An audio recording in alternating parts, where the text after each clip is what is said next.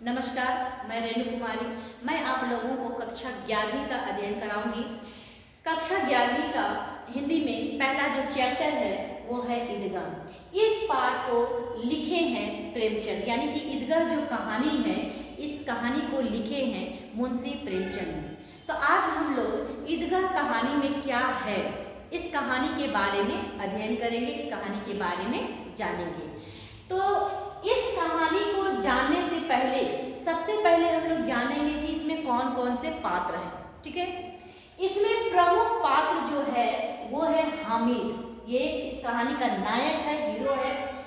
उसके बाद उसकी दादी जो अमीना रहती है, इनके दोस्त हैं नूरे, मोहसिन, महमूद, सिमी, चौधरी साहब आते हैं। लेकिन इस कहानी के जो मुख्य पात्र हैं वो है हामिद। ये हामिद एक 4-5 साल का बच्चा है, ज़्यादा बड़ा भी बच्चा नहीं है। इस कहानी में ये दिखाने की कोशिश की गई है कि एक छोटा सा 4-5 साल का जो बालक रहता है वो अपने उम्र की सोच से परे होता है। यानी कि छोटा सा बच्चा, 4 साल का बच्चा जो खेलने खाने के शौकीन होते हैं, उस उम्र के बच्चे में इतनी बलिदान, इतना साहस, इतना विवेक कैसे आ गया है, ये हम लोग जानेंगे इस कहानी में। हामिद के चरित्र के बारे में इस प्रेमचंद ने इस कहानी में उजागर किया है। तो शुरू करते हैं ईदगाह कहानी से। इस कहानी में सबसे पहले तो ईदगाह हम लोग ईद मनाते हैं, तो 30 दिन के रोजे के बाद 31वां दिन जो होता है उस दिन ईद मनाई जाती है। ईद मनाते हैं तो नए नए कपड़े पहने जाते हैं, जूते चप्पल जितने भी हो सारे नए होते हैं और सेवइयाँ बनती हैं। सबसे ज़्यादा जो ईद का जो खान है, व्यंजन है, वो है सेवइयाँ। तो ये जो हामिद है, ये हामिद 4-5 साल का बच्चा है, ना तो इसकी माता है और ना ही इसके पिता है। इस बच्चे का लालन पालन इसकी दादी अमीना करती है जो बूढ़ी हो चुकी है। हामिद को अपनी माँ की मृत्यु तो याद है, लेकिन पिता की मौत का इन्हें याद नहीं है। इसलिए ये अक्सर अपनी दादी से पूछता है कि मेरे पिताजी कहाँ हैं।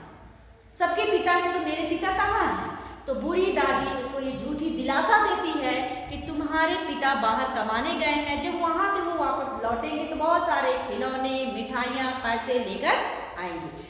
और ये दो छोटा जो परिवार है हामिद और अमीना का, ये एकदम गरीब परिवार है, एकदम अभाव से ग्रस्त। एक वक्त के खाने के लिए भी इन लोगों को लाले पड़ जाते हैं। तो चूंकि ईदगाह है, 30 दिन रोजा रखने के बाद 31वां दिन रोजा आया है, ईदगाह मेला जाना है घूमने, और इन लोगों के पास पैसा नहीं है। अमीना दर्जी का काम करती है, फटे पुराने कपड़ों को सिलती है। तो उससे सिलकर दूसरे के कपड़े सिलकर 3 पैसा वो जमा करके रखी थी। तो गांव के सारे बच्चे जितने भी हैं सभी खुश हैं, ईदगाह जाना है, मेला जाना है घूमने, ये सोचकर सारे बच्चे खुश हैं। और यहाँ पर लेखक ने जो ईदगाह का दिन है उसको, उसकी उस प्रकृति को बड़े ही मनोहर ढंग से प्रस्तुत किया है। बहुत उसकी सुंदरता को यहाँ इन्होंने लिपिबद्ध किया है। सभी बच्चे ईदगाह जाने के लिए खुश हैं, क्योंकि उनके पॉकेट में उनके पेरेंट्स जो हैं, माता पिता जो हैं, पैसे दे दिए हैं कि लो मेला जाओगे तो कुछ खा लेना, कुछ पी लेना, कुछ खिलौने खरीद लेना, ये कहकर सभी के माता पिता उनको पैसे देते हैं। तो ये हामिद भी अपने दोस्तों के साथ मेला जाने की जिद करता है, लेकिन अमीना डरती है कि 4-5 साल का बच्चा, ना पैरों में चप्पल है ना जूते हैं, तो ये उतनी दूर कैसे जाएगा।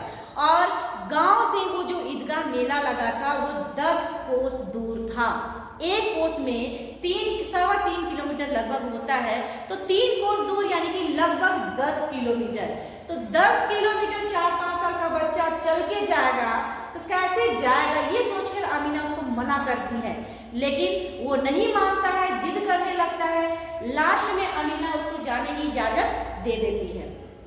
तो अमीना यहाँ पर सोचती है कि मैं भी इस बच्चे को लेकर चली जाऊं, लेकिन फिर ये सोचती है अगर मैं चली गई तो सेवइयाँ कौन बनाएगा, क्योंकि उनके पास पैसे नहीं थे।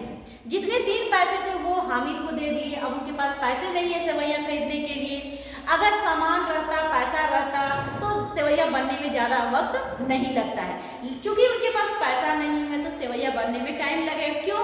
क्योंकि वो चौधरी के पास जाएगी, उससे सूद में पैसा लेगी, उस पैसे से खरीदेगी, तब जाकर सेवैया बनेगी, इसलिए वो नहीं जाती है। तो हामिद अपने दोस्तों के साथ खुशी खुशी 3 पैसे में ही मेला के लिए निकल पड़ता है।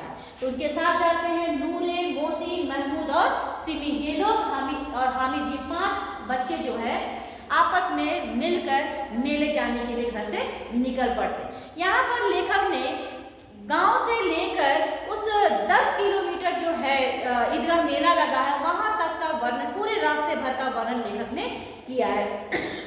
अब ये लोग मेला पहुंचते हैं। मेला पहुंचने के बाद सबसे पहले ये लोग उस मेले के नज़दीक में ही दरी बिछा हुआ है नीचे फर्श पर, और वहाँ पर सभी जैसे जैसे आ रहे वैसे वैसे पंक्तिबद्ध खड़े होकर नमाज पढ़ने के लिए वहाँ लाइन लग रहे हैं।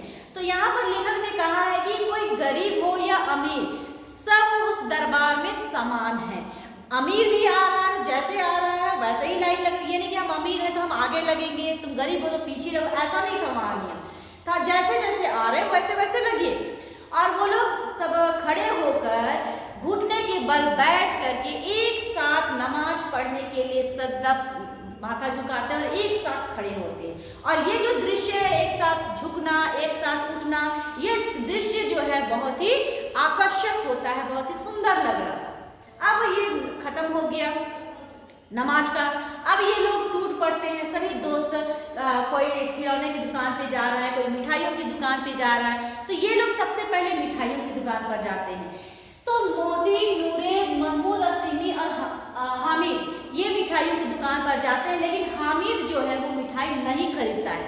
इनके जो दोस्त हैं मोहसिन और महमूद, ये लोग रेवड़ी खरीदते हैं और ये लोग खाने लगते हैं। सभी दोस्त अपने अपने पैसे से खरीदते हैं और खाने लगते हैं। मोहसिन खड़ा होकर चुपचाप देखता है।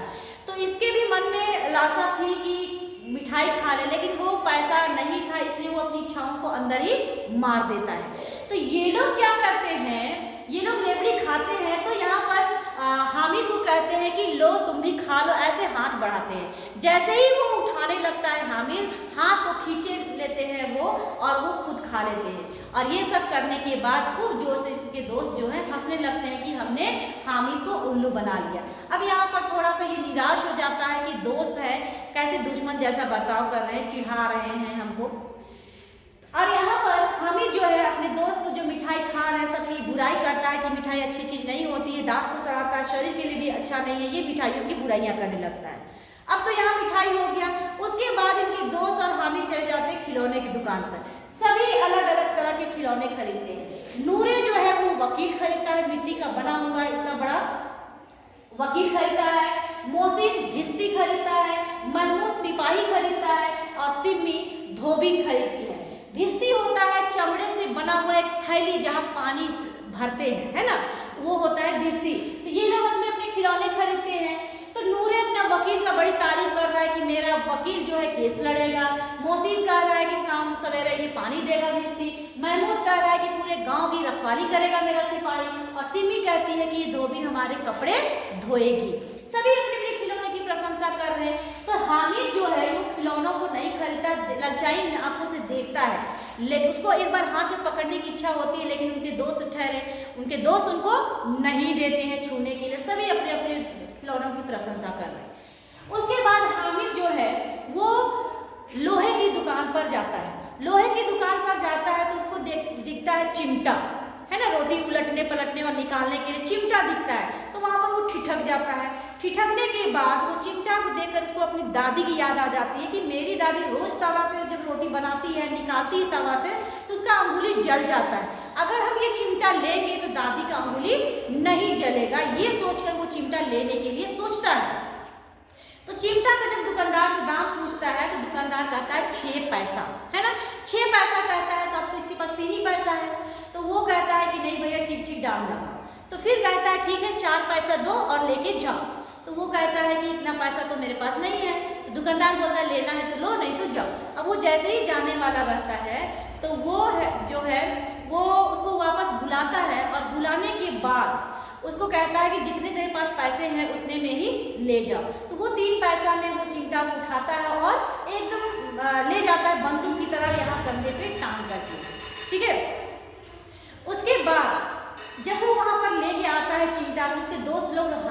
उड़ाते हैं, मजाक उड़ाते हैं कि तुमने कौन सा खिलौना ले लिया, हम लोग को खिलौना देखो कितना सुंदर है और तुम ये लिए हो तो लोहे की चिमटा, इसका क्या था, कोई काम नहीं है इसका, ये चिढ़ाते हैं। तो यहाँ पर ये हामिद निराश नहीं होता है, उन लोगों को मुंहतोड़ जवाब देता है, कहता है कि अब मेरा चिमटा बहादुर है, शेर है, अगर मेरा चिमटा तुम लोगों के खिलौनों पर चिमट दिया तो सारे के सारे मर जाएंगे, यानी कि सब टूट फूट कर गिर जाएंगे।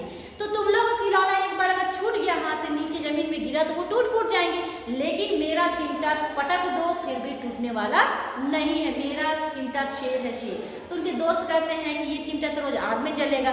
तो हामिद जवाब क्या देता है कि आग में जलेगा तभी तो निखरेगा, और जो बहादुर होते हैं वही तो आग में जलते हैं। ये कहकर अपने दोस्तों में अपना अमिट छाप छोड़ देता है। तो इस तरह से दोस्त भी उनकी बातों से सहमत हो जाते हैं और सभी उस चिमटे को पकड़ने के लिए इच्छुक होते हैं। तब ये सबको बारी बारी से चिमटा देता है और बारी बारी से उन खिलौनों को अपने हाथ में लेता है। इस तरह से वहाँ पर खिलौनों को ले करके अब वो लोग निकल पड़ते हैं घर। घर आने के बाद सभी अपने अपने खिलौनों को अच्छे से रखते हैं। नूरे वकील को एक रेक में रखता है, उसके ऊपर सिंहासन बैठाता है एकदम राजा भोज की तरह, तो उसका सिंहासन टूट जाता है और गिर जाता है। वकील तो मिट्टी का खिलौना था, टूट गया। मोहसिन जो घिस्ती लिया था वो भी खत्म हो गया, टूट गया।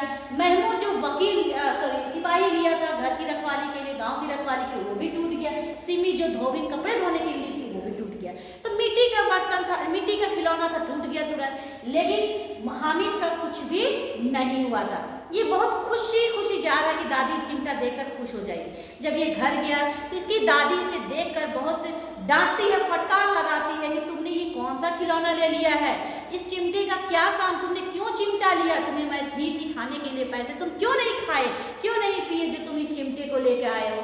तो वो बेचारा अपराधी की भाव से खड़ा हो गया और कहता है कि दादी मैंने इस चिमटे को इसलिए लिया क्योंकि तुम्हारी अंगुली रोज रोटी बनाते वक्त जलता है और ना जले तुम्हारा अंगुली, इसलिए मैंने ये चिमटा लिया है।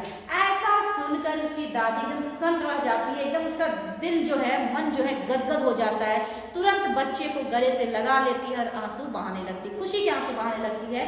ये छोटा सा बच्चा मेला में गया, इनके दोस्त खाए होंगे, पिए होंगे, खिलौने खरीदे होंगे, तो इनका भी मन ललचाया होगा, जाहिर सी बात है बच्चा है तो ललचाएगा ही। लेकिन ये सब इच्छाओं को अंदर दबाकर उस बच्चे को याद आई वहाँ पर तो सिर्फ ये बूढ़ी दादी, ये सोचकर वो एकदम रोने लगती है खुशी के मारे, आश्चर्य भी हो जाती है और वो रोने लगती है।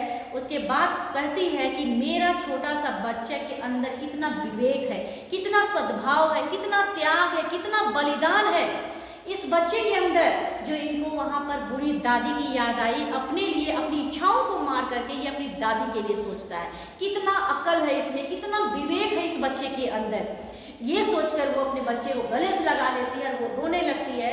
तो यहाँ पर लेखक ने कहा है कि आमीना एक 4-5 साल का हामिद बन जाती है और जो बालक है हामिद वो दादी बन जाता है। कहने का अर्थ है कि उसकी सोच जो थी, बच्चे की जो सोच है वो 50-60 साल के उम्र के लोगों में ऐसी सोच थी और उसकी दादी वहाँ पर रो रही है। इसीलिए यहाँ पर दोनों के चरित्र को उलट पलट करके लेखक ने हमें बताया है।